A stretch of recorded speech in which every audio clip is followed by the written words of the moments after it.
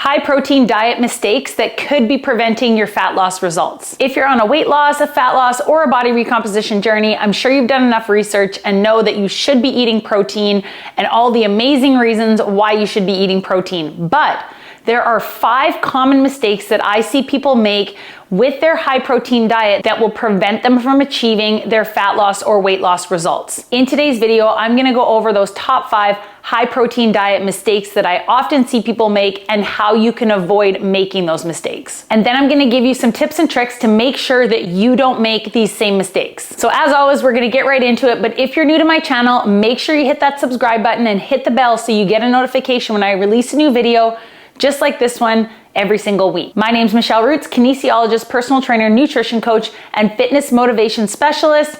I have over 18 years experience in the industry helping people increase lean muscle and decrease body fat to become the strongest, leanest, healthiest versions of themselves. And I created this channel because I want to help you as well. What are the top 5 high protein diet mistakes that could be preventing your fat loss result? Number 1, overlooking total calorie intake. This is common when people first start tracking their macros and they're super focused on just getting lots and lots of protein in, but they're not necessarily tracking their daily calories. As much as protein is important, but if you're constantly eating in what we call a calorie surplus, so too many calories even a few days out of the week, this will still result in stored body fat and a lack of fat loss results. So my best tip to avoid this problem is, yes, prioritize your protein, but make sure you're also tracking your calorie intake. I have many calorie calculator videos already on this channel, depending on whether your goal is weight loss, body recomposition, fat loss. I'll link those videos in the description below if you wanna go watch that next, so you can calculate your ideal calorie goal based on you, your body, and your specific goals. And one tip I just wanna mention while we're on this topic is oftentimes I see people make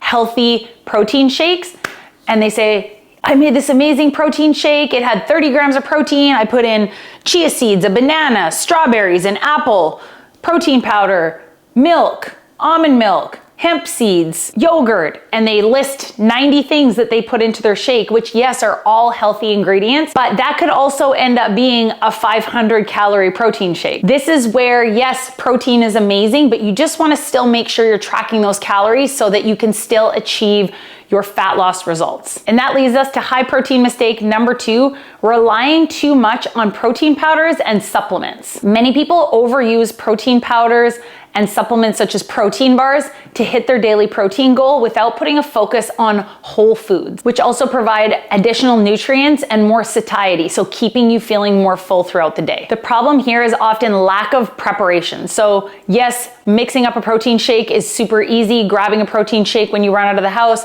having a protein bar in your backpack, yes, it's definitely the easier way to go and a very easy way to get in your daily protein. But a rule of thumb to follow and something that I work with my clients in order to make sure they're building healthy relationships with food and healthy habits is try to limit to 1 to 2 scoops of protein powder a day or 1 to 2 supplements per day, and try to get the rest of your daily protein requirement from whole foods, such as chicken, fish, tofu, salmon, Greek yogurt, which are not only gonna give you that protein, but it's also gonna give you lots of other nutrients that your body needs just to function normally. And depending on which supplements you use, there could be hidden sugars, chemicals that are gonna disrupt your digestive system. I always recommend using a clean protein powder with minimal ingredients, which is what I use. I've recommended it many times in other videos before by First Form. I will link that protein powder in the video description below if you wanna go check that out and you're looking for a good, clean protein powder. I just wanna take a minute to thank today's video sponsor, Element, one of my go-tos for replenishing my electrolytes after sweaty workouts. Electrolytes are so important for so many functions in the body, including hormonal regulation, nutrient absorption, and fluid balance. Sometimes water just isn't enough, and Element has the perfect balance of 1,000 milligrams of sodium, 200 milligrams of potassium, and 60 milligrams of magnesium. And better yet, 0 artificial sweeteners, no sugar, so no junk. And for a limited time, the Element Chocolate Medley has returned, featuring chocolate mint, chocolate chai, and chocolate raspberry. Designed to be enjoyed hot, the chocolate medley is only available when the temps drop. So enjoy these tasty flavors while you can, on their own, in your coffee, or in your coziest recipes. Right now, Element is offering my listeners a free sample pack with any order. That's 8 single serving packets free with any Element order. Get yours at drinkelement.com/Michelle. This deal is only available through my link. You must go to drinklmnt.com/Michelle. What are my tips and tricks? So a tip that I have to prevent relying on supplements is doing a little bit of meal prep. I made a whole video on my channel talking about the Michelle meal prep, meaning if you are someone who doesn't have time to prep whole meals on a Sunday or a Monday, or you just prefer not to eat out of Tupperware throughout the week, myself included, I show you my tips and tricks and the Michelle meal prep. That's that video right here. I'll also link that video in the description if you want to go watch that one next for some easy, busy, mom-friendly meal prep ideas to keep you structured throughout the week. To summarize, basically, I like to cook up a bunch of protein at the beginning of the week on a Sunday or a Monday. I cook up a bunch of chicken and chop it up. I usually cook up some lean ground beef, lean ground chicken, or lean ground turkey with different seasonings depending on what our meals are gonna look like that week. And I just always have high protein options ready to go because that always seems to be the problem. If you're to whip up a quick lunch, if you have to actually cook the chicken, that's what takes a lot of time and you're like, it's easier to just do this or to skip it. So I find I can whip up a wrap or I can whip up a salad. That doesn't take time at all. It's cooking the protein. So if the protein is already cooked and you just got to warm it up, easy peasy. So that's one way you can prevent relying on supplements is just doing a little bit of meal prep. Maybe it's making a few containers of overnight oats to throw in the fridge. So you're going to eat that versus rely on a protein shake in the morning. Maybe you're going to hard boil some eggs. So instead of, again, grabbing a protein shake to go, you can have hard-boiled eggs on your way to work. Just taking the time to prepare and plan ahead is really, really gonna go a long way. Do not get me wrong. There is nothing wrong with using supplements or using protein powders.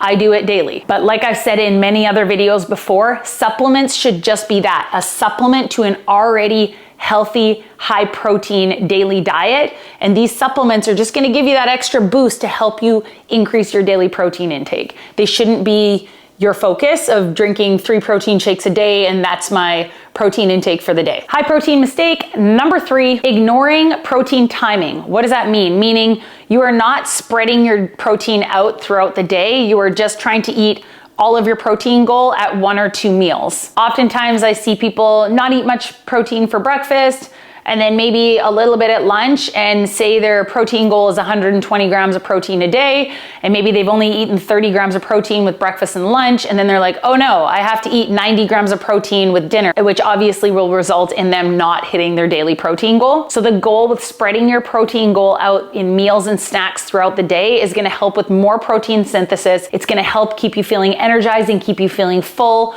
throughout the entire day and reduce cravings between meals, which obviously is very helpful if you are eating in a calorie deficit. So how can we fix this? Basically, you're just gonna take your daily protein goal and split it out depending on how many times you like to eat. For example, let's stick with that goal of 120 grams of protein. If you shoot to get 30 grams of protein with breakfast, 30 with lunch, 30 with dinner, and then you try and get 1 snack of 30 grams of protein or 2 snacks of 15 grams of protein or a 20 and a 10, that will get you to your 120 gram protein goal. Now this all comes down to you. If you are someone who only likes to eat 3 times a day, you're gonna break that protein goal up over 3 meals. If you're someone who likes to eat 5 times a day, you're gonna break that protein goal up however you see fit throughout those 5 times that you're eating. And again, this just comes down to planning a little bit ahead to really make sure you're hitting that daily protein goal on a regular basis. Just like I said in number 2, having protein cooked and ready to go is really gonna help you hit these protein goals in each meal and snack. High protein mistake number 4, neglecting variety and forgetting about plant-based sources as well. So a lot of times people think, okay, I need protein, so they just stick to chicken, eggs, and egg whites because it's the easiest thing and that's all they can really think about. And they're like, okay, I'm gonna have chicken with every meal, eggs and egg whites here and protein powder.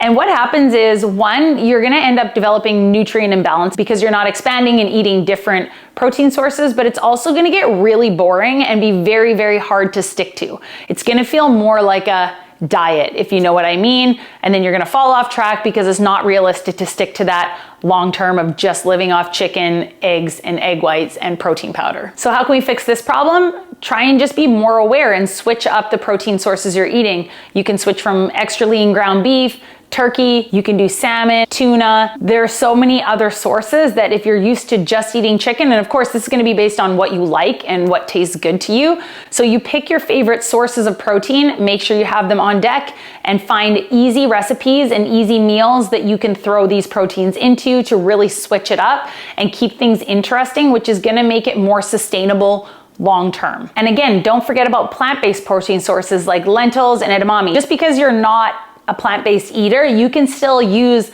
some of these plant-based protein sources to get more nutrients and more fiber into your daily diet. And another tip I want to add here is don't be scared to add 2 protein sources to a meal. What you can do is add incomplete plant-based protein sources like beans. You can add those to a complete protein source like chicken. In a salad, maybe making a taco salad, you can add beans and chicken and edamame in there to increase the overall protein value of the meal. Oftentimes people think, okay, well, I'm gonna have a salad, my protein source is gonna be chicken. And then you put your chicken in and you eat your salad.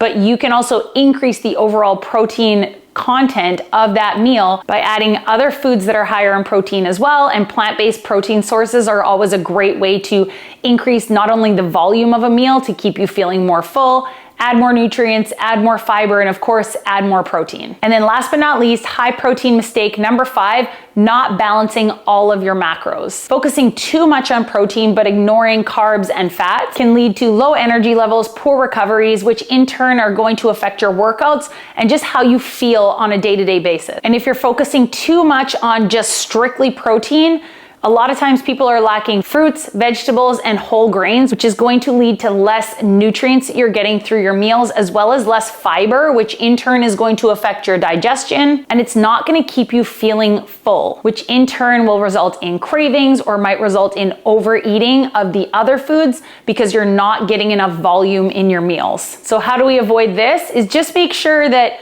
you have a balance. You have calculated how much protein I'm supposed to be eating, as well as calories, like I went over in number 1, but also approximately how many carbs and fats you should be eating. Again, I have videos on my channel talking about how to calculate your macros based on your goal. I'll link those videos in the description below if you want to go watch those next as well. But just make sure, yes, you're eating your protein, because again, we know protein is very important, but just make sure you're pairing those high protein foods with things like quinoa and whole grains and fruits and vegetables and foods higher in good fat like avocado. Not only is it going to help you feel more full at the end of your meal, it's going to help with energy levels, it's going to help with digestion, and it's going to help with workout energy as well as workout recovery. So there you go, guys. I hope that was helpful, and I don't want you to make any of those 5 mistakes. Any questions about protein, of course, leave them in the comments below. I'm always happy to help. Again, any videos that I have on my channel talking about macros, calories, protein, I will link those in the description below if I think that they would be helpful for you to go watch next. Make sure you give this video a like if you enjoyed it, so I know you're still enjoying the content. And if you need any help with your workouts or your nutrition, you can learn more about working with me